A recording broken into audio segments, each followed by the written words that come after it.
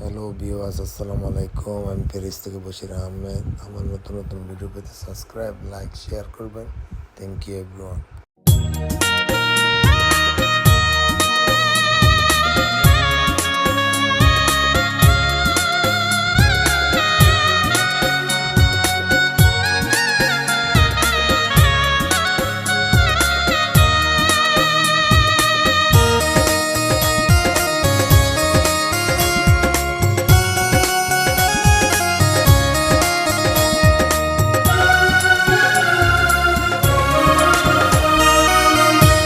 বুকের ভিতরে মরণ ব্যাধি বাসা বাঁধাছে,